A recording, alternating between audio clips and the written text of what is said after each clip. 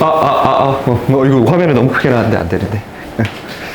자, 여러분들 드디어 이제 나비 효과로 수업을 할 차례가 됐습니다. 이럴 줄 알았으면 머리도 오늘 좀 만지고 오는 건데. 아까 솔민이 머리 했다랬는데, 저도 펌을 했던 게 시험 내신 들어가는 중에 했던 것 같거든요. 이제 거의 2달이 다 돼가는데, 거의 저는 풀렸죠. 하나 안 하나 똑같다? 오늘 수업이 매우 매끄럽겠네요. 알겠습니다. 그럴 수 있죠. 자, 일단 여러분들 나비효과 책을 좀 꺼내 주십시오.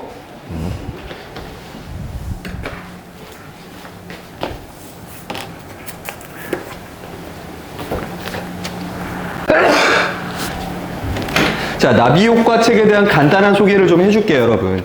나비효과 책은요, 이거는 사실 예비 고1 혹은 고1이 보는 교재입니다. 이게 난이도 수준으로 보자면요. 근데 뭐 여러분들이 지금 중학교 2학년 다닌다고 중학교 3학년 거 공부 안 하나요?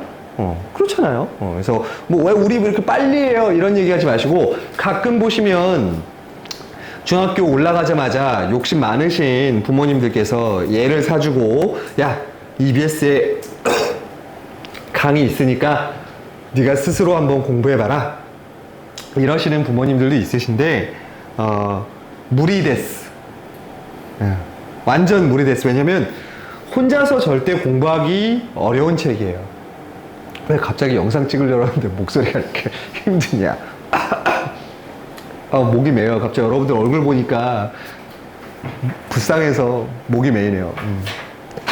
그래서 이 책은요, 독서하고 문법이 있는 책이 있고, 지금 우리가 공부하는 문학으로 돼 있는 파트가 있어요. 우리는 문학만 예로 나갈 겁니다. 왜냐하면 독서, 비문학이랑 그 다음에 문법은 쓰레기예요. 영상인데 이럴 되나? 그렇게 좋지 않아요. 대신 문학도 여러분 사실 이 책이 그렇게 좋은 책은 아닌데, 내가 왜 이걸 계속 하냐면, 어쨌든 여러분들이 고등학교 가서 봐야 되는 작품들이 대부분 다 들어가 있어요. 미리 봐야 되는 작품들이 제일 많이 들어가 있어요. 그 뜻은 고등학교 작품이 생으로 들어가 있다라는 거. 그래서 혼자서 공부하기는 절대 쉽지 않다라는 거. 그래서 혹시라도 여러분 주변에 그런 애들 있잖아요. 가끔 난 다 해봤어. 나 벌써 끝냈는데 막 이런 거 뭐만 했다라면 다 자랑하듯이 얘기하는 친구들 중에 난 나비효과 벌써 다 끝냈는데 이런 친구가 있다라면 그 친구 멀리하세요. 거짓말일 가능성이 97.6%입니다. 이런 거. 그리고 문제집을 공부했다랄 때 여러분 답을 맞췄다라는 게 중요한 게 아니에요. 이 안에 나온 작품들을 우리는 다 천천히 살펴볼 겁니다. 그래서 얘를 언제까지 제가 계획 잡고 있냐면 내년 여러분들 겨울방학. 이거 한 권이요? 2권이잖아요. 내년 겨울방학까지 이거 끝내면 돼요? 예, 6개월, 7개월 정도 보고 있어요. 근데 사실 중간에 2달 정도는 내신 때문에 빠지잖아.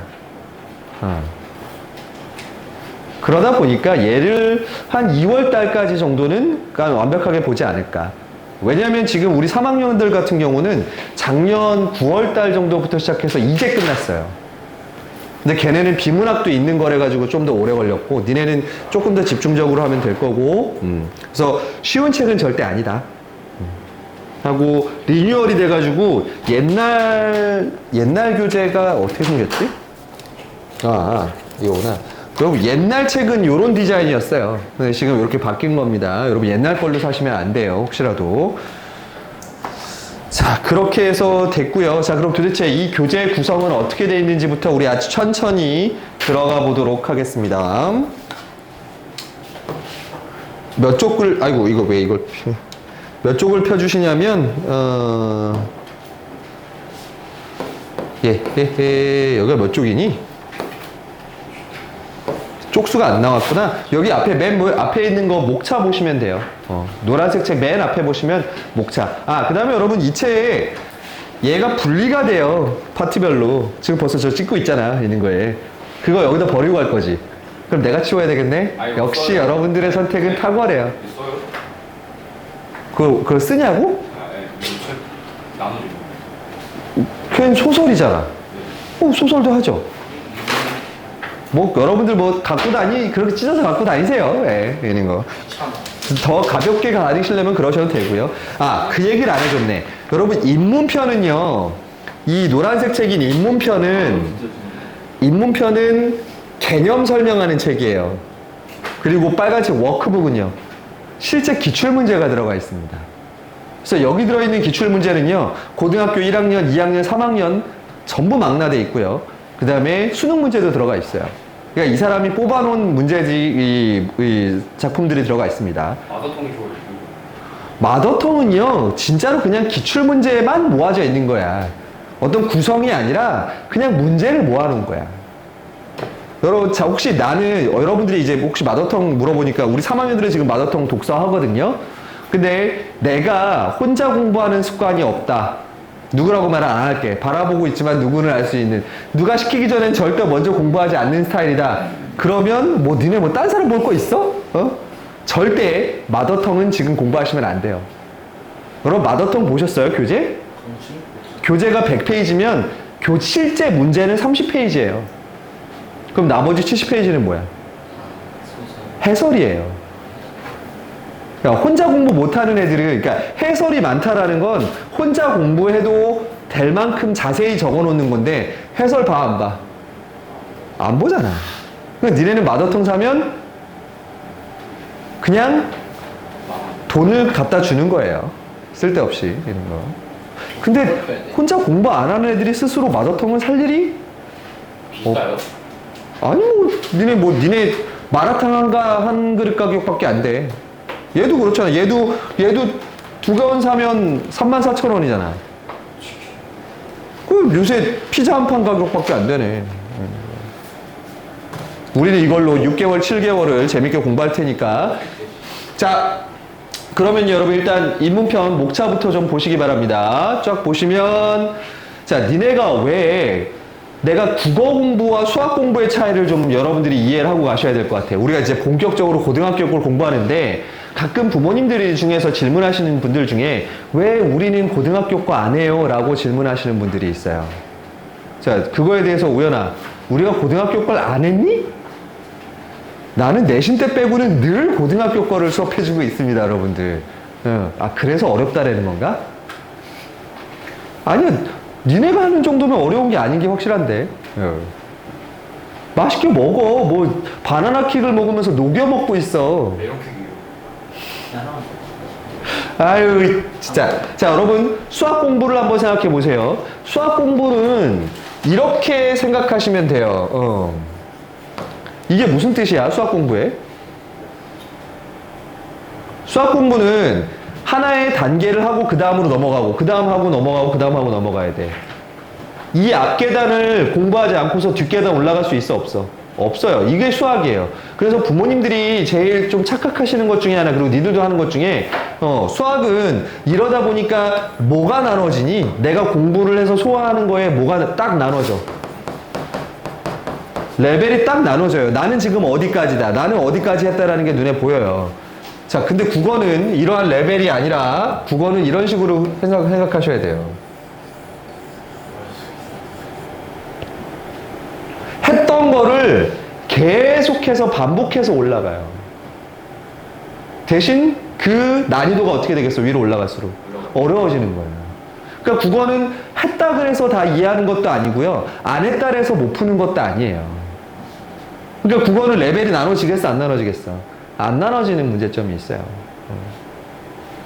여러분들도 너무 조급해하지 말라고. 자, 그걸 증명을 한번 제가 해보겠습니다. 이게 진짜로 여러분들이 국어라는 과목이 꼭 내가 여태껏 아무것도 공부 안 했나 싶은지 한번 확인해 보세요. 목차를 보시면 돼요. 자, 목차 한번 쭉 봐서 이 책에 뭐가 들어있는지, 시를 공부한다라는 건 도대체 뭘 공부하는 건지 확인해 보십시오. 자, 첫 번째, nice meet you. 아까 누가 또 그러더만, 이렇게 프로 물편나가 뭔지 많은지 모르겠는데, 국어책인데 왜 nice meet you라고 해놨니? 반가워 시 이렇게 하면 안 되니. 에이. 자, 여러분, 나이스 미추 시에서는 뭘 배울 거냐면요. 제1시의 기본 개념이 뭐를 배워요? 화자 배워요. 자, 화자가 느끼는 놓여있는 상황이 있고요. 이 상황에 따라서 화자가 처해 있는 정서와 뭐가 달라지니? 태도가 달라집니다. 요게 여러분 나이스 미츠 시에서 배우는 오늘 우리가 할 부분이에요.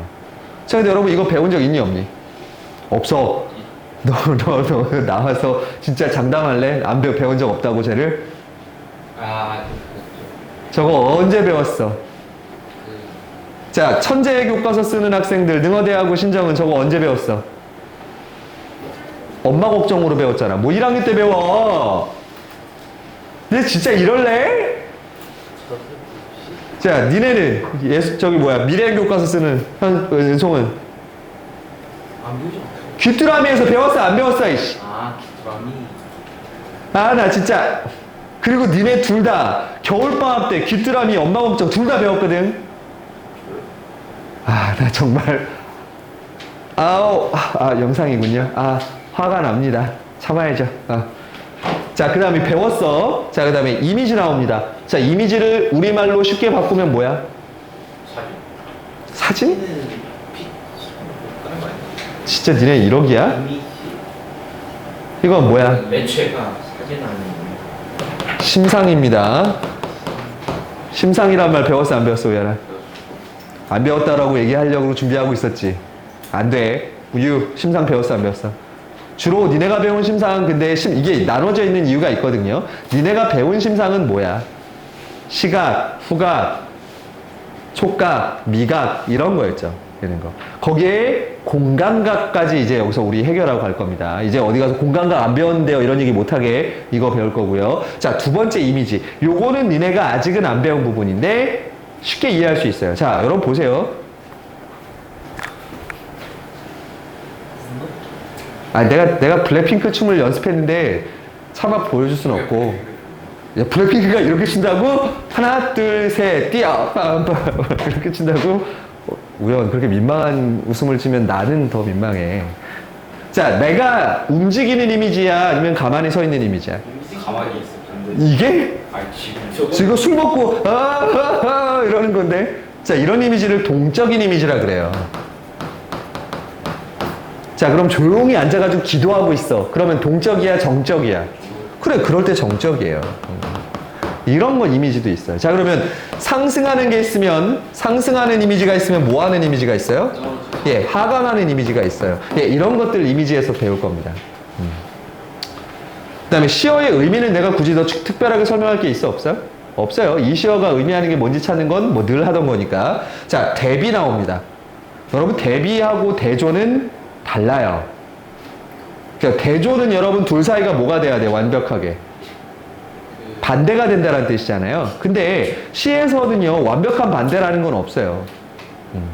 대비란 뭐냐? 자, 그러면 일단 뭐 대조되는 것도 대비된다라고 볼 수 있어요. 예를 들어서 여기에 솔민이 이름 나오면 안 되지. 오군처럼 이렇게 짐승 같고 떡대 크고 막 이런 사람이 있어. 그럼 옆에 저처럼 깜찍하고 귀엽고 사랑스러운 사람을 세워놔요. 그럼 둘이 뭐가 돼? 대비가 된다라는 거죠. 그렇게 사람을 씹어먹듯이 멜론킹 먹으면서 그렇게 나를 씹어보면 어떻게 해? 자, 근데 여러분 그런 것만 대비냐? 아니요. 자, 저는 어렸을 때 기억이 하나 있어요. 되게 충격적인 기억, 트라우마로 남아있는 기억이 있어요. 제가 누나가 둘이 있는데 같이 겨울에 산에 갔어요. 산에 가는데 계곡에 물이 얼어 있으니까 얼음이 어떤 색이야? 하얀색이에요. 그래서 누나랑 놀다가 내가 누나를 가서 확 놀래켰어요. 맞았어요. 아니요. 누나가 거기서 미끄러져고 자빠졌어요. 그래가지고 자빠졌다가 일어서는 순간이 아직 내 머릿속에 트라우마로 남아있어요. 그 다음에 넘어졌는데 얼굴을 찌은 거야, 누나가. 누나 코에서 핏물이 피가 이렇게 흘러가지고 턱 아래로 떨어져서 하얀색 얼음 위에 피가 뚝뚝뚝 번져서 흘러가는 거예요. 빨간색으로 자, 그러면 하얀색 얼음에 빨간색 핏물, 그걸 뭐라 그런다? 그걸? 대비. 그걸 대비라 그런다고. 여러분, 흰색과 빨간색이 대조되진 않잖아. 근데 대비된다라고는 보는 거예요.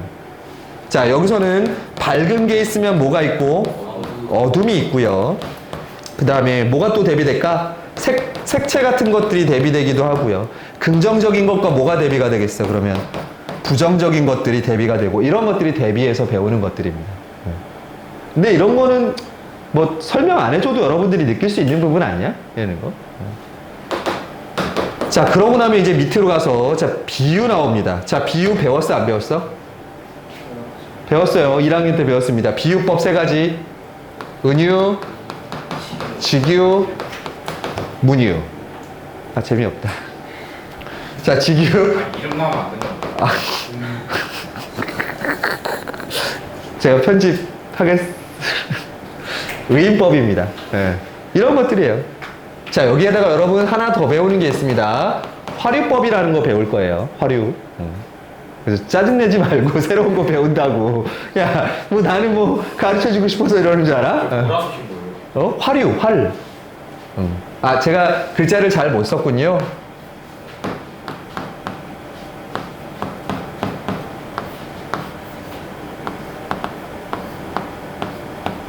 됐죠? 화류입니다. 다음에 상징 배웠어, 안 배웠어요? 배웠어요. 자, 자기만의 특수한 상징을 뭐라 배웠어? 창조적 상징 혹은 개인적 상징이라고 배웠어요. 기억나? 1학년 때 배웠어. 비유와 상징이 니네 단원이었단 말이야. 그 다음에 사회적 혹은 문화적인 상징. 그 다음에 원형적 상징 이런 게 있어요. 자, 니네 물 하면 떠오르는 게 뭐니? 물. 바다. 바다는 뭐의 기원이야? 소름의 기원? 잠깐만. 아, 소금의 기원? 바다는 생명의 기원이죠. 그래서 원래 물을 하면 모든 인간들이 떠올려야 되는 것들은 생명이에요. 그래서 니네 그 물을 생명에 비유해서 만든 영화가 있죠. 아바타입니다.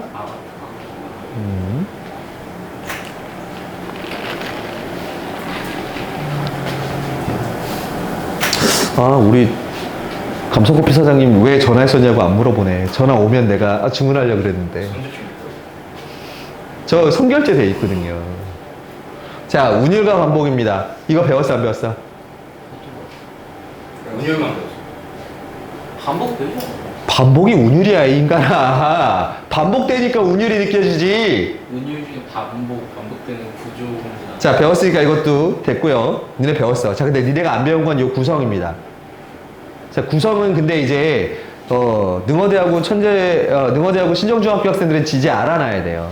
자, 봄이 오면 그 다음 뭐가 오니? 여름이 오고 가을이죠. 자, 얘는 뭐에 따른 구성이라고 본다? 시간의 흐름에 따른 구성이다. 이런 것도 이제 시에서 나와요. 아침이 오면 뭐가 와? 점심, 그 다음에 저녁이 오는. 그러고 나면 뭐가 오겠어, 앞에? 새벽이 다시 오겠죠. 이런 흐름 같은 거. 혹은 뭔가를 뭐 하는 것들, 공간을 이동하면서 공간에 따른 시상 전개, 이런 것들 얘기합니다. 이건 좀 고급진 내용으로 올라가요. 자, 그 다음에 선물 같은 보기는 저랑 모의고사 본 친구들은 연습해서 알 겁니다. 시가 있으면 뒤에 예를 들어서 시가 한 3가지 나오고요. 그 뒤에 3번에 이렇게 되죠. 저번 주 수요일 나왔어요. 예. 요렇게 나와 있는 녀석이 있어요, 문제에. 얘를 읽고서 시를 읽으면 훨씬 더 어떻다 그랬어? 예, 쉽다라고 했어. 그거를 연습하는 게 바로 이 선물 같은 보기 단원이에요. 시를 해석하는 방법이 나와요.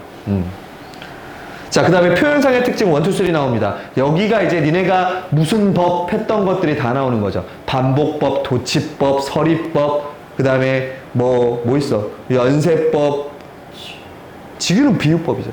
비유법을 제외한 법 잡는 녀석들을 여기서 도치법 이런 거 다 배울 겁니다. 있는 거. 자, 이러면 여러분들 10챕터가 끝나요. 13강까지 해서. 이게 수능, 이거를 알고면 수능 준비가 끝나는 거예요. 자, 근데 이 중에서 니네 안 배운 거 있어, 없어, 지금? 거의 다. 거의 다 배운 거예요. 아까 얘기했듯이 여러분, 국어는 안 배운 거가 없어요, 여러분들이. 중학교 때 다 배울 수 있어요. 우리가 해도 수능 볼 수 있어. 니네 마음이 안 열리는 것 뿐이지. 이런 시가 뭐? 자, 그런데 문제는 뭐가 있어? 맨 마지막에 고전시가가 남아있다라는 거. 그만큼 고전이 어떻다는 거야? 이 모든 것들을 알고 종합적으로 가서 끝판왕으로 가 있는 거예요. 여기 고전시가라는 건 뭘 뜻해? 우리나라 신라시대 때부터 이어져 온 시 작품들을 다 보는 거예요. 쉽지 않겠죠? 왜냐면 옛날 글자 읽는 것도 어려운데. 옛날부터 못 나와요. 한번 이거 여러 번 한 건데 좀 힌트인데 한번.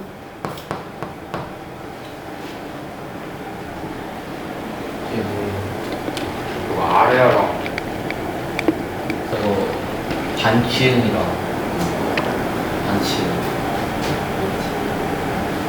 저 뒤에 있대. 가을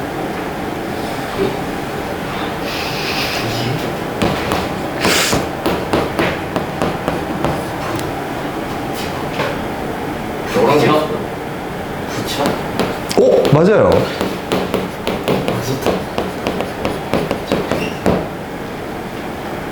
그러니까 이거를 니네 문법도 공부한 뒤에 가야 되니까 이 고전시가 끝으로 떨어져 있는 거야. 예지형이랑 여린이형 다 나오죠. 고전 시가에 저게 나와요. 네, 부정을 외워야 돼요. 보여줄게요. 지금 3학년 거니까 이게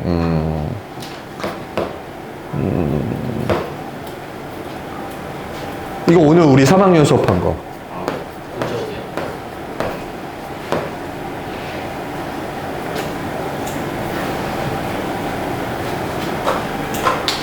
뭐야 이거?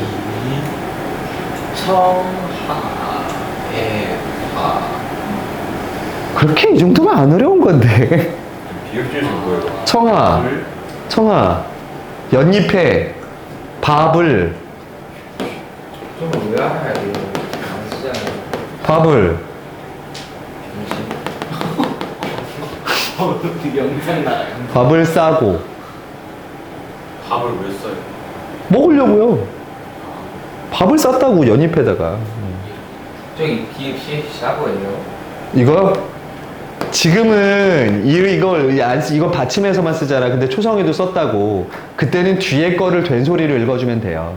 그럼 이거 어떻게 읽을 거야? 이거 어떻게 읽을래? 뜻. 그래, 뜻. 예, 이렇게 되는 거야. 이건 나중에 여러분, 그러니까 지금 당장 고전 시간을 안 한다고요. 앞에 걸 다 하는 동안에 우리는 그동안 또 문법 공부할 거야, 안 할 거야? 할 거야. 고전 시가 할 때는 몇 년이에요? 몇 년이냐고요? 2000. 올 겨울이겠죠. 자, 다시 우리 거로 돌아와서. 야, 근데 이렇게 하면 오늘 거의 많이 못해.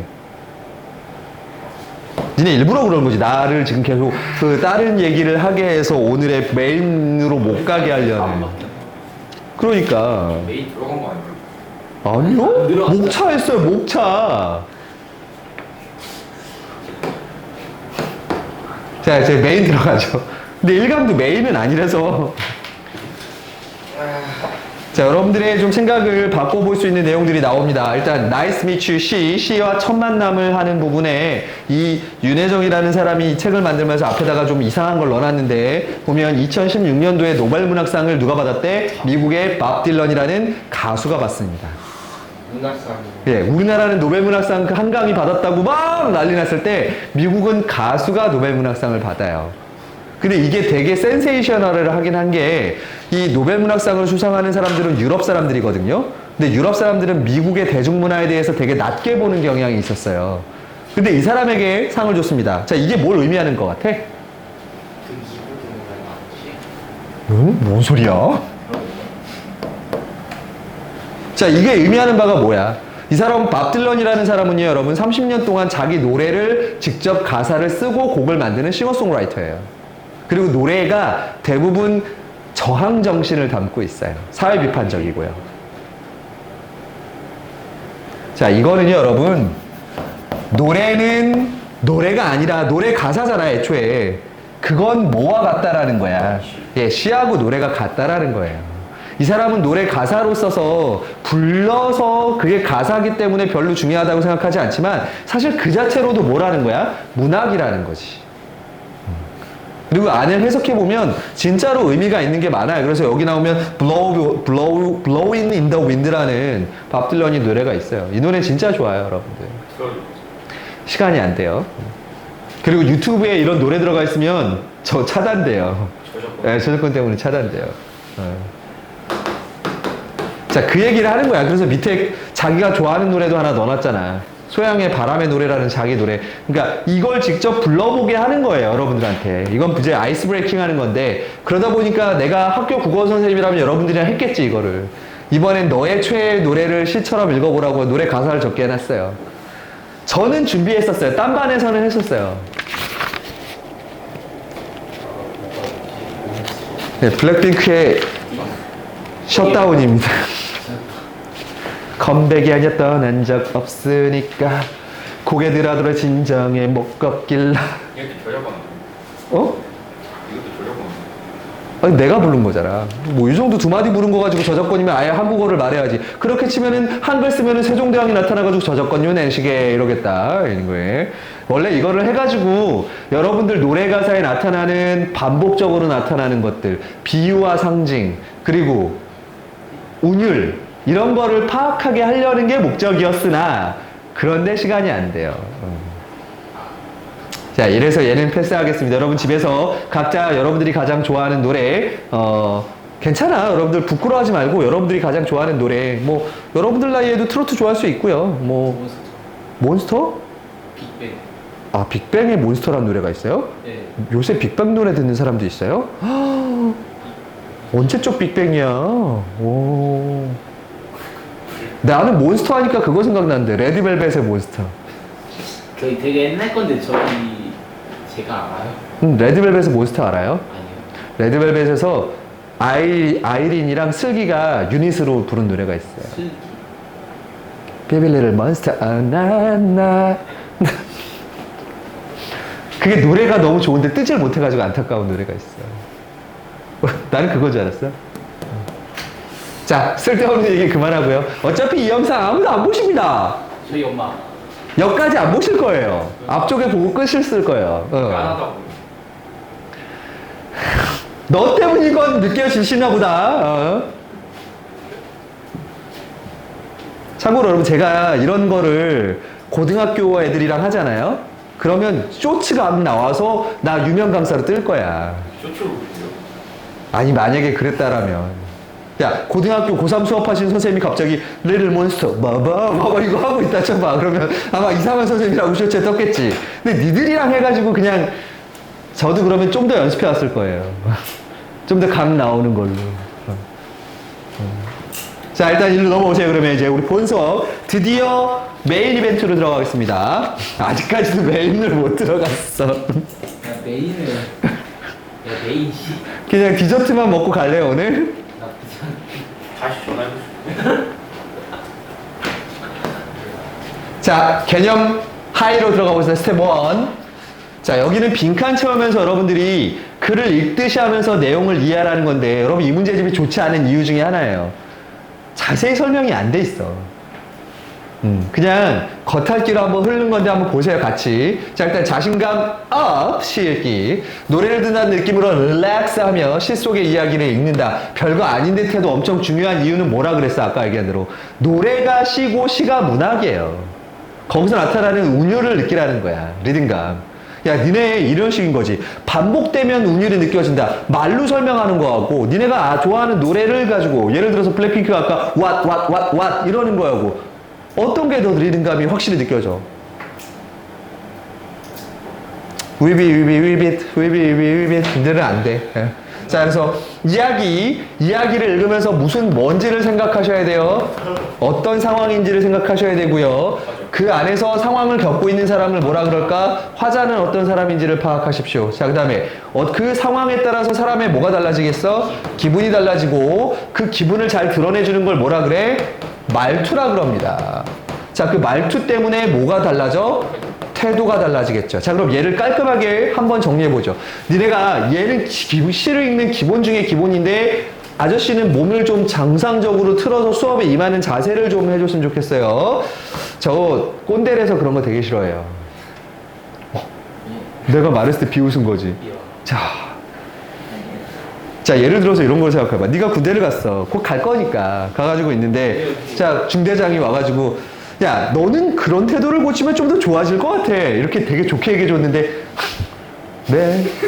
야, 그러면 바로 군생활 너무 아마 맞아서 의가사로 제대하지 않을까 이런 거. 자, 일단 제일 먼저 시에서는 말하는 누구를 파악하셔야 됩니까? 화자 파악하십시오. 자, 그 화자가 처해져 있는 뭐를 보십시오? 상황을 보십시오.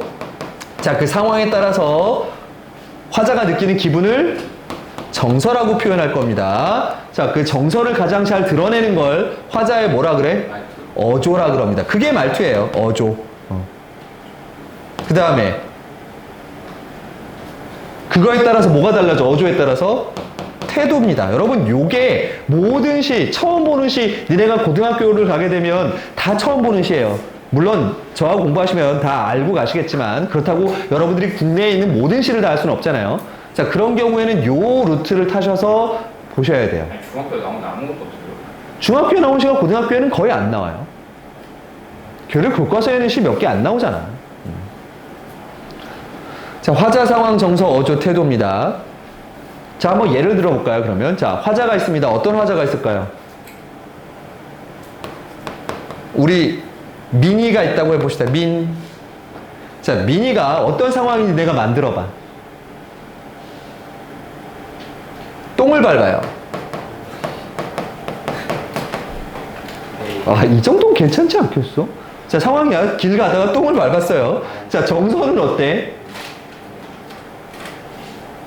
기분이 좀 안 좋다. 안 좋다. 기분이 우울할 수도 있죠. 자, 그러면 그걸 밟으고서 어조를 어떤 어조로 해야 되겠어? 화나는 어조로. 자, 근데 태도는 어때? 태도는 그럼 분노겠죠. 으아! 하는 분노겠지, 이거에서. 자, 그런데 미 말고 저처럼 성격이 유하고 부드럽고 산뜻하고 21세기적 이런 애견남들에게는요, 이런 거 다를 수 있어요.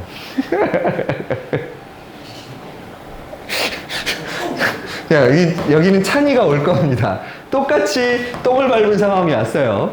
그럼 정서는 기쁨이에요. 운이 좋을 거야. 아, 내가 오늘 이거 똥을 밟았어. 오늘 왠지 뭐한 일이 생길 것 같아. 좋은 일이 생길 것 같아. 자, 어조는 어떻게 했어, 그러면? 희망찬 어조겠죠. 태도는 매우 낙관적인 태도가 될 거예요. 자, 그럼 같은 상황이더라도 사람에 따라서 어때요? 화자에 따라서 그걸 반응하고 기분 느끼는 건 완전히 다를 수 있어요. 심지어는 여러분, 같은 기분이야. 예를 들어서 우리가 시에서, 이건 내가 웃자고 한 얘기고, 여러분 시에서 가장 많이 니네가 배우는 시에서 제일 많이 나오는 게 화자가 여성이고요. 상황이 님과 뭐한 상황인 거야? 이별한 상황이에요. 그럼 정서는 대부분 어떻게 써? 슬픔이야. 자, 그럼 어조는 그 슬픔을 드러내기 위해서 애상적이겠죠. 자, 근데 태도가 달라지는 경우가 있어요. 어떤 경우에 태도가 달라져? 슬픈 것까지는 똑같아. 근데 어떤 경우는 달라질 수 있니? 이별을 모함하는 사람이 있고, 받아들이는 사람이 있고, 아니면 이별을 받아들이지 못하고 끝까지 모하는 사람이 있고, 붙잡는 사람이 있고, 그거 태도는 또 두 가지로 달라질 거예요. 있는 거. 근데 그 태도는 뭐에서 달라지겠어? 보내주는 사람이면 말투가 어떻게 되겠어? 보내드리우리다 라고 얘기할 거고요. 못 보내주는 사람은 가긴 어딜 가? 라고 화나는 말투가 되겠죠. 이건 다 달라요. 그러니까 이거를 얼만큼 센스 있게 분석하느냐가 여러분들이 시를 잘하는 사람, 못하는 사람에 나눠질 겁니다. 이게 가장 중요한 겁니다. 시에서. 물론 중간에 무슨 법 나오는 건 나중에 공부할 일이고, 이게 시를 기본적으로 이해하는 방법이에요. 자, 밑에 그러면 빠르게 설명하고 가죠. 화자, 더 얘기할 거 있어, 없어? 없어요. 자, 근데 여기에는 별표를 좀 칩시다. 화자와 시인은 같은 존재입니까? 다른 존재입니까? 자, 소설은 생각 한번 생각해요. 소설은 서술자와 작가가 같아, 달라. 걔는 무조건 달라야 돼요. 소설은 허구니까. 근데 시는 허구는 아니거든요. 그렇다면 시인과 화자가 뭐 할 수도 있다? 같을 수도 있어요. 자, 어떨 때 같아요? 희건아, 건아. 다 얘기해놓고 차라리 얘기하지 마. 붙여서 얘기해. 건아, 민건아, 네가 만약에 잘못을 했어. 반성문을 쓸 거야.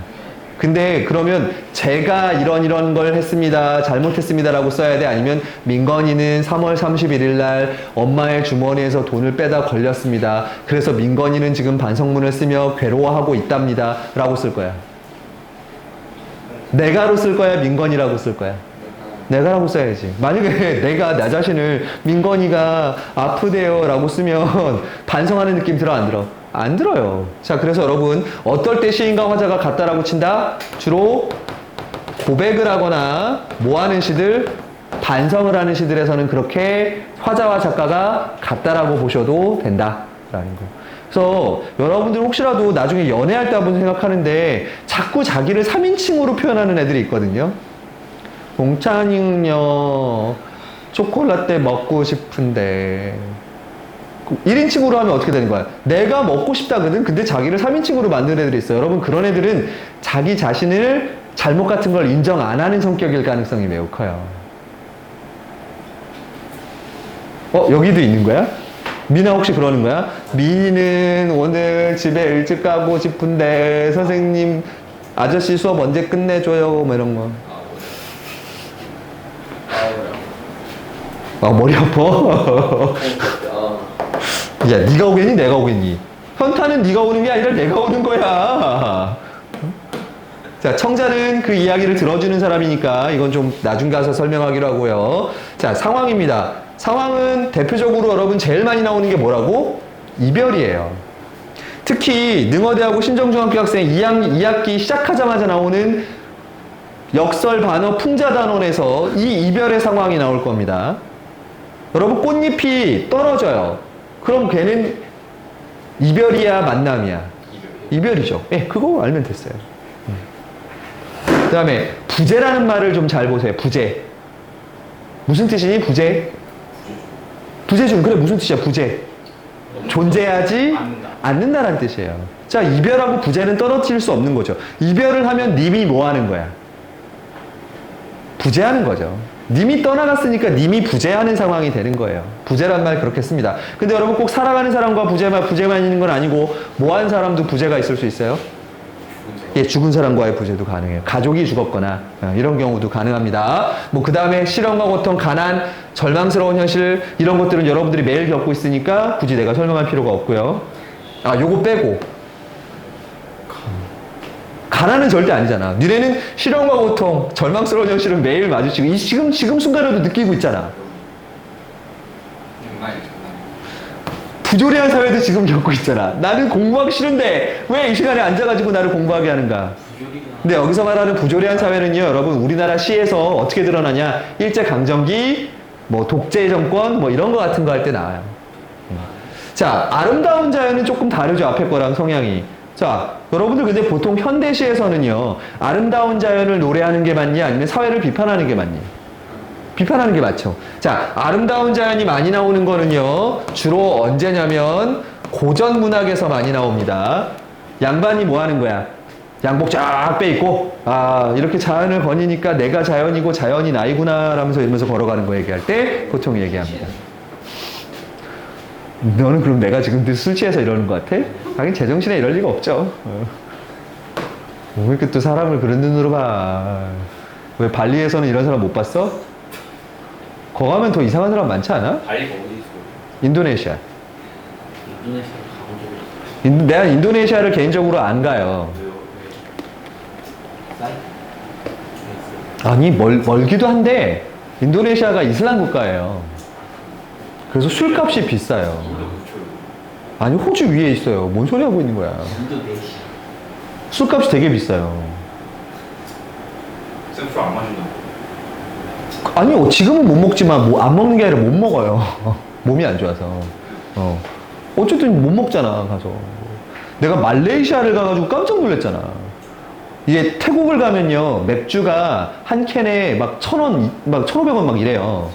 태국이요? 근데 말레이시아로 국경을 넘어가니까 말레이시아는 맥주 캔 하나에 4,000원, 5,500원이래. 우리나라보다 더 비싼 거야. 우리나라 왜 그런가 봤더만 걔네가 말레이시아도 이슬람 국가라서 술이 금지되어 있는 국가예요. 술이 금지되어 있는데 술을 왜 팔아요? 외국인들을 위해서. 외국인 대부분들 맞아요. 그리고 다 전 국민이 이슬람을 믿는 건 아니야, 거기도.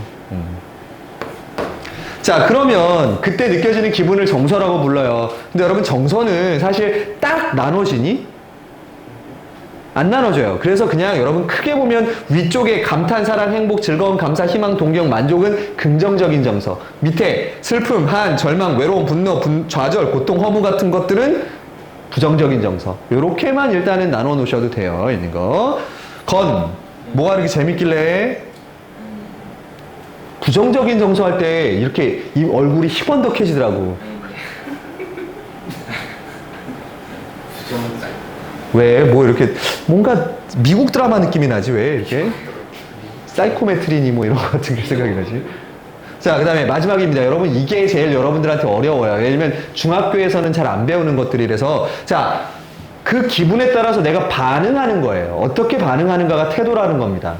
자, 니네가 좀 못 들어온 말들 중에 있어서 그것만 좀 보고 갈게요. 자, 예찬적인 태도는 어떤 거야?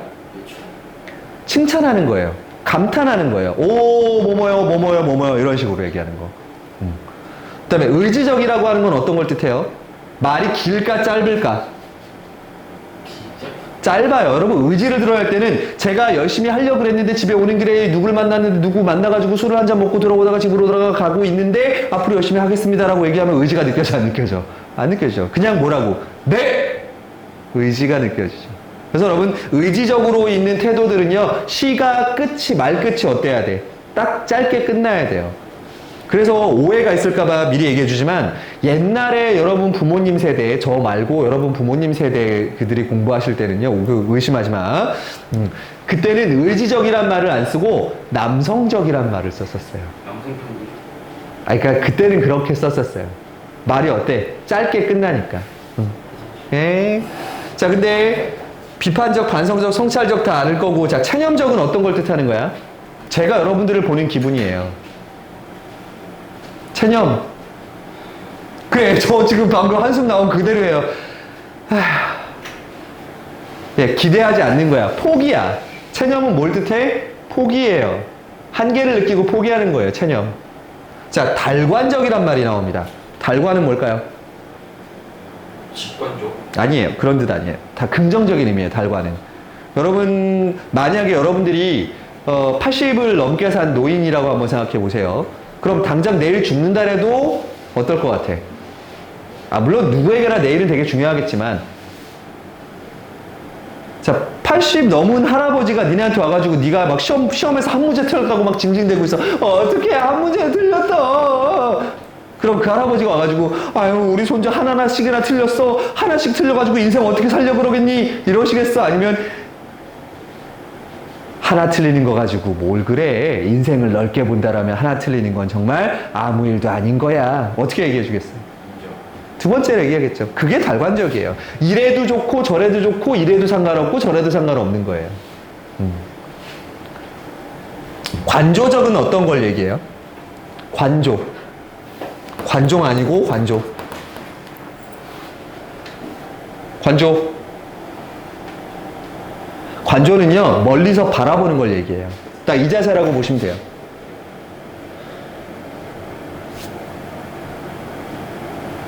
자, 감정이 들어가겠어, 안 들어가겠어? 예, 감정이 많이 안 들어가고 그냥 상대를 뭐 하고 있는지 멀끄러미 바라본다라고 생각하시면 돼요. 되게 건조하겠죠, 그럼 관조적인 느낌이 있는 거에서. 예를 들어 내가 니네 수업을 볼 때 체념한다 하는 태도로 니네를 보면 어때? 오늘 저것들이 또 난리가 났네. 그래, 어쩔 수 없지. 지들 삶인걸. 끝내. 자, 달관적으로 여러분들을 봐요. 저 아이는 오늘도 실험, 저 아이는 오늘도 해피. 그래, 니들이 좋다면 나도 해피. 이게 달관적. 그럼 관조적은 한 아이가 손가락으로 코를 후빈다. 뒤에 있는 아이는 아랑곳하지 않고 그 후빌판 코를 가지고 자신의 과자를 집는다. 그 과자 부스러기가 떨어진 곳을 지나가는 옆 학생의 숨결이 과자를 둘러싼다. 어때? 되게 관찰하는 느낌이 들죠. 예, 이렇게 달라집니다, 태도가. 자, 이제 본격적으로 다시 들어가서 원래는 여러분 요거하고 뒤에 것까지 해주는 게 목적이에요, 목표예요. 근데 할 수 있는 데까지 하면 되는 거지 뭐. 여러분 이거 뭐 제가 100% 설명해야 되는 건 아니잖아요. 자, 강우로 가겠습니다. 강우. 자, 여기서는 목표가 딴 거 아니에요, 여러분들. 뭘 찾으라는 거야? 상황과 정서, 태도를 여러분들이 찾는 훈련을 하라는 거야. 자, 참고로 이 시는요, 여러분, 2023년도 수능 특강 나온 시입니다. 고3 시라는 거예요. 고3 시에 나왔던 거. 어려운 거 아니에요? 그러니까 니네가 이걸 연습해보라는 거잖아, 여기서는.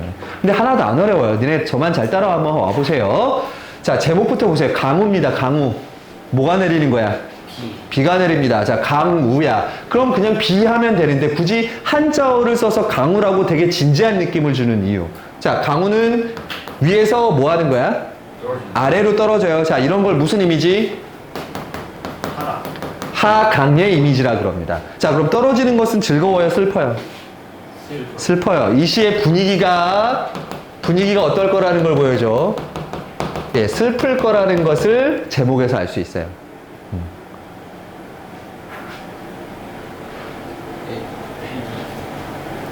야, 그냥 눈으로 봐도 되긴 하는데, 그거는 모의고사 1등급 받는 애들이, 그래, 선생 하는 얘기 한번 들어나 보자, 이런 거고요. 민건이는 그런 정도는 아니잖아. 객관적으로. 내가 이거 참 자극을 한번 해? 예준이 누나는 그래도 내가 뭐라 안 할 거야. 근데 민건이는 아직 그 정도는 아니잖아. 자, 비가 내립니다. 조금 전까지는 거기 있었는데 어디로 갔나? 잠깐만. 거기 있었는데 뭐 한 거야? 없어졌어요. 자, 그러면 두 단어가, 이 두 글자 다 의음절의 단어가 떠올라야 돼. 있었는데 없어. 앞에서 배운 단어.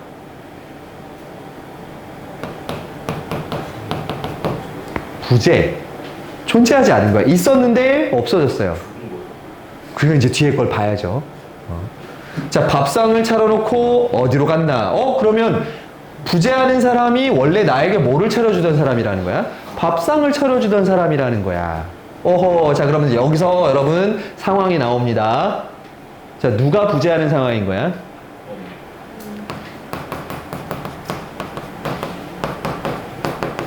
아내의 부재예요.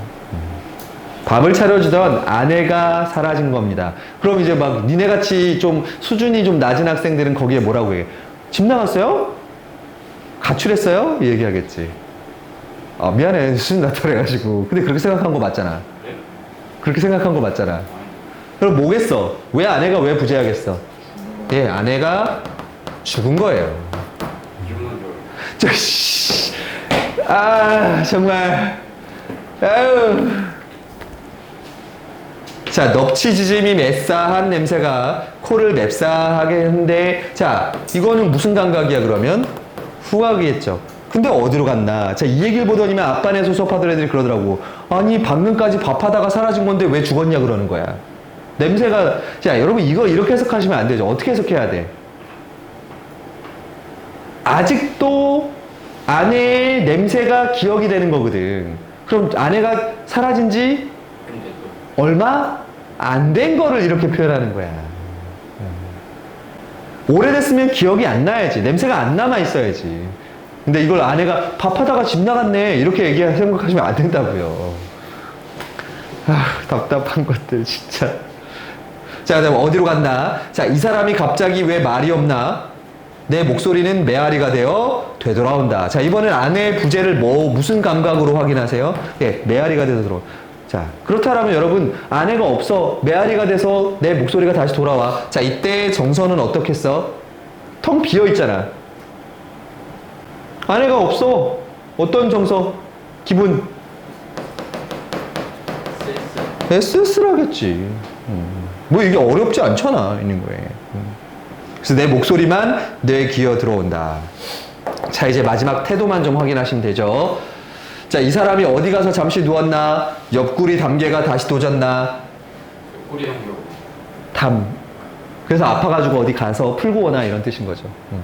그런데 아니 얘기합니다. 아니가 한 번도 아니고 몇 번 나와? 두 번 나와요. 자, 이번에는 그게 아닌가 보다. 자, 인식이 어떻게 돼요? 전환돼요. 어떻게 인식이? 여기서는 기존에도 몇 번씩 어떻게 했던 거야? 자리를 비운 적이 있어요. 근데 이제는 그게 아닌가 보다라니까 인식의 전환이 어떻게 돼? 심각하게 돼요. 진지하게 아내의 죽음을 뭐 하게 되는 거야? 받아들이게 되는 과정입니다. 전에는 그래 갔다가 돌아오겠지 어디 간 거겠지 이런 의심을 했다가 진짜로 심각하게 이제는 그게 아니라고 인식해요. 자, 한 뼘, 두 뼘 어둠을 적시며 비가 옵니다. 자, 이번에도 비가 옵니다. 자, 근데 여러분 여기에 보면 뼘이라는 말이 나와요. 뼘이랑 발음이 비슷한 단어가 뭐가 있니? 뺨. 뺨에 비가 오는 거야, 그러면. 그럼 뭐를 흘리는 거야, 지금? 이게 눈물이에요, 여러분. 그러니까 그걸 노리는 거라고요. 이 시인은 발음의 유사성 같은 걸로. 혹시나 하고 나는 밖을 기웃거린다. 왜? 혹시라도 아내가 돌아올까 봐. 근데 뭐해? 풀이 죽는다야. 자, 풀이 죽어요. 왜? 아내가 절대 이제 뭐 하는다라는 거 알아. 돌아오지 못한다라는 걸 알게 된 거죠. 자, 그럼 태도. 자, 이걸 생각이 나서 아내를 잊지 못해서 미친 척하고 으아! 하고 막 소리 지르러 나갈 수도 있지만 정답! 이 사람은 그렇지 않고 그걸 뭐 해야 돼? 받아들여요. 그래서 풀이 죽어 있어요. 마지막 가면 확실해집니다. 빛발은 한치 앞을 못 보게 한다. 이건 다른 의미로 하면 빛발이 아니라 뭘로 바꿔버리면 눈물이 앞을 가린다는 뜻인 거고. 그럼 왠지 느닷없이 그렇게 퍼붓는다. 갑자기 욱하고 눈물이 흘러나오는 거고. 자, 뭐라고? 지금은 어쩔 수가 없다고 합니다. 그럼 이 사람이 아내를 돌아오게 할 수 있는 방법은 있는 거야, 없는 거야? 없죠. 그러니까 무슨 태도가 되는 거야? 체념적 태도가 그래서 만들어지는 겁니다. 자, 이게 여러분들 처음 보는 시를 니네가 봐도 저처럼 해석할 수 있으셔야 돼요. 근데 제일 A to G로 지금 했죠. 제일 먼저 뭐 했고? 화자를 누군지 찾았고요. 화자가 어떤 상황인지 보셨고요. 거기서 느껴지는 기분과 그리고 마지막에 어떤 태도를 갖고 있는지 아주 기본적으로 세팅한 걸 보셨어야 돼요. 요게 여러분들이 앞으로 시를 공부하는 방법이라는 거죠. 25분. 자, 아니야. 근데 뒤에 거를 좀 해야 돼. 야, 나는 수업을 일찍 끝내주지 않는 사람으로 유명해. 알잖아. 맞아요. 수업을 왜 일찍 끝내줘? 꽉 채워야지. 자, 아니, 근데 이것만도 풀어봅시다. 자, OX로, 여러분, 이 교재 조심하세요. 이 교재가 질문할 때 다음 중 알맞은 것을 고르시오라는 것보다 다음 중 OX를 판단하라는 문제가 더 많아요. 자, 밥상은 차려놓고의 화자의 마음이 이 사람과 함께 했던 때와 마찬가지로 평온하니? 아니지, X 그러면. 자, 메아리가 돼서 돌아와. 허무한 거잖아. 허무한 건데 공감하고 있어? 아니죠. 자, 공감하려면 둘이 뭐 해야 돼? 얘기를. 만나야지. 접촉이 있어야지. 근데 그거 아니죠. 그러니까 이번에는 그게 아닌가 보다. 자, 아까 뭐라 그랬어? 얘는 상황인식을 더 심각하게 하는 거죠. 네, 맞죠. 그럼 얘가 맞죠. 그다음에 풀이 죽는다는 뭐 하는 태도라 그랬어? 다운되는 거잖아. 배신감에 화가 나는 거야? 아니잖아. X. 자, 지금은 어쩔 수가 없다. 얘는 무슨 태도라 했어? 다짐이 아니라 체념이 돼야지. 다짐이 되려면 어떻게 해야 돼? 뭔가 해야겠어! 라고 해야 되는데 그게 아니니까 X. 예, 이렇게 됩니다, 여러분들. 아, 이거 내가 왜 5가 가 있냐? XX, O, XX. 자, 여러분, 요 녀석도 여러분 과제가 되겠네요. 자, 근데 힌트를 좀 드릴게요. 여러분들 이거 틀려도 돼요. 여러분, 나비 효과에 있는 거 여러분들 맞출 만큼 실력 안 돼요, 지금. 처음에는 깨지고 틀리면서 뒤로 갈수록 발전하는 모습이 될 거예요.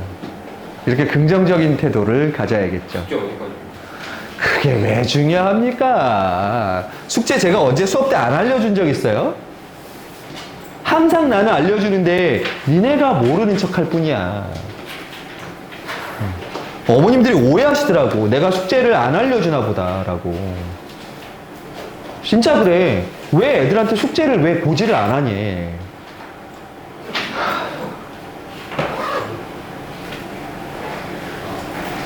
자꾸 그러면 인스타그램 만들 거야. 만들어주면 안 돼요? 아, 근데 너 빨리 그거 너무 언팔해. 나 깨끗하게 혼자 있고 싶어. 뉴스 보는 용어로 하는 거예요? 아니요, 저기 남동무밀이라고 제가 좋아하는 식당이 있거든요. 거기 주간 메뉴가 인스타에만 올라와요. 그래서 어쩔 수 없이 만든 거예요. 자, 여러분 이거 힌트 하나만 줄게요. 가시 있어, 여러분 필기하세요. 산길에서를 해석하는 방법 힌트 하나 드립니다. 벌써 가방을 싸셨네요. 오늘 유독 이렇게 건드리시네, 저를요. 자, 길에 동그라미 치세요, 길. 자, 여러분 시에서 길이 나옵니다. 보통 길은 뭘 상징할까? 자, 너도 너의 길을 가고, 너도 너의 길을 가고, 너도 너의 길을 가는 거야. 우리 각자의 뭐라는 거야, 그거를. 그러니까 우린 다 다른 길을 가잖아. 그걸 뭘 산다 그래? 그래요, 인생입니다. 네, 다른 길은 인생이에요. 여러분 가는 그것만 알아도 뒤에 내용 어느 정도 이해하실 수 있을 거고요. 인생인 거였어요. 인생. 그럼 인생이겠니, 그러면? 자, 나로 가봅니다. 나시도 힌트를 좀 주겠습니다. 복숭아 나무 곁으로 가까이 가고 싶지 않았대. 왜? 사람이 앉지 못할 그늘을 가졌을 거라고. 자, 여기다가 이것만 적어 놓으세요. 내가 뭘 가진 거야? 저 너무 화려해 보이니까 그 복숭아 나무에 대한 뭘 가진 거야, 내가? 편견 때문에 복숭아 나무로 가지 않았어. 자, 그런데 가까이 가서 잘 보니까 그 흩어진 꽃잎들이 다 떨어지고 나니까 좀 더 어떤 거야? 화려함이 조금 더 어떻게 되겠어?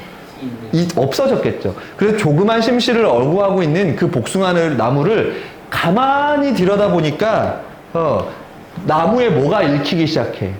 마음이 읽히기 시작해요. 편견을 거두니까 그 나무가 보이기 시작해요. 자, 이건 나무와 내가 편견을 거두고 서로 뭐를 이루는 거야? 교감 혹은 아까 얘기대로 공감이야. 멀리서 바라보면 공감이 돼, 안 돼? 안 되겠죠. 그 그늘 아래 가서야 진정하게 공감할 수 있게 됐다라는 요게 요시입니다. 자, 그 다음 마지막 세 번째 시. 잔디에게 덜 미안한 날. 자, 잔디를 밟았어요. 그랬더니 잔디가 밟혀 죽었을 겁니다. 그렇네요. 잔디가 가르마길 해서 모두 죽었어. 그럼 여러분들은 잔디가 밟고 죽은 거에 대해서 어떤 감정을 가져야 돼? 미안해하죠? 있는 거. 그런데 밑에 보세요. 오늘 새벽에도 사람들이 그 길을 걷는데, 자, 죽은 잔디들이 사람들의 몸속에, 자, 푸른 길을 내고 살아 있었답니다.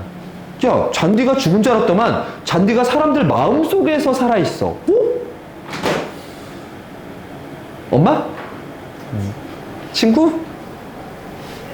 야, 여러분, 푸른색이에요. 푸른색은 뭘 상징하니? 푸른색 약간 순수함? 아니면 푸른색을 누가 순수함으로 봐요? 네. 생동감 혹은 생명이에요. 그러니까 죽은 줄 알았던 잔디가 어디에 있는 거야? 사람들 마음속에. 살아있는 거예요. 그게 무슨 뜻 같니? 자, 사람들이, 자, 여기 이런 거 같은 거야. 잔디가 있었고 사람들이 이 길을 통해서 계속 걸어 다니니까 여기 잔디가 죽었어. 근데 여기에 길이 생기면서 사람들이 이 길을 걸어가면서 서로 뭐해? 지나가면서 이야기도 하고 산책도 하고 사람들 사이에 생동감이 돌기 시작한 거야. 그 길로 인해서. 그래서 그 잔디가 다시 사람들 속에 뭐하는 거야? 푸른색으로 다시 살아났다라고 이야기를 하는 시예요. 자, 이게 제가 여러분들한테 간단하게 이 시에 대한 힌트들을 준 겁니다. 그럼 여러분들이 풀 수 있겠죠? 자, 얘가 몇 학년 문제? 고2 문제입니다. 고2면 3년 뒤네요. 근데 여러분들도 풀 수 있을 겁니다. 틀려도 전혀 문제 안 되고요. 자, 과제 알려드립니다. 잠깐 기다리세요.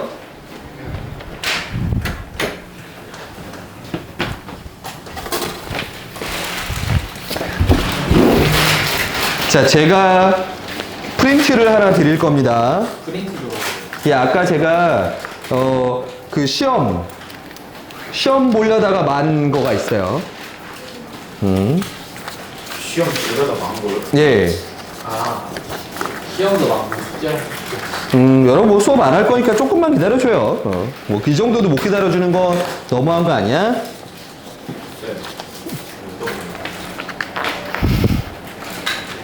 야, 내가 진짜 솔직하게 하나만 얘기하자. 니네 뒤에 재활용 쓰레기통이 있는 거 아니야, 모르냐? 야, 이 학원을 1년을 다니는데도 아니 꽉 찼어요. 아니 재활용 쓰레기통에 뭐가 꽉 차요? 아니 그게 아니라 그냥 대놓고 그냥 저기다가 그냥 버리고 가더라. 심지어는 내가 저 냉장고 앞에 그 박스 종이 박스 일부러 안 버리고 있는 게 있는데 내가 그 위에다가 이거 쓰레기통 아닌 붙여놨거든. 근데도 기어이 그걸 들춰서 거기다가 종이컵을 버리고 가더라. 좋지. 그냥 구겨서 이거 봐 이거 에휴 씨 누군지 알아 나. 이거 어디 있어요? 종이 이게 종이야? 이건 재활용 안 돼. 코팅돼 있어서. 자 앉아 일단 빨리. 무씨 설명도 안 했는데. 자 지금 나눠준 자료 보시면요 여러분들 거기에 보면 문장이 한 60개 정도 있어요. 거기서 뭘 해오느냐? 얘가 명사절로 안겨 있는지 아니면 대등하게 이어진 문장인지 종속적으로 이어진 문장인지 분석을 하라는 거야. 원래대로라면 앞에 문장 성분까지 다 적게 하려고 그랬으나 그러면 또 니네 난리 나겠지? 그러니까 맨 마지막에 있는 뭐만 해라? 분석만 해라. 나중에 또 이거 하는 거 아니었어. 이런 얘기 하지 마. 네. 자, 그 다음에 나비 효과는요. 나비 효과는 여러분 오늘 우리가 노란색 책 했잖아요. 네. 자, 빨간색 책에 Nice meet you 1. 됐어? 빨간색 책에 Nice meet you 1을 이쪽부터 저 근데 이거밖에 안 생겼어. 노랑. 사셔야죠. Nice meet you 1.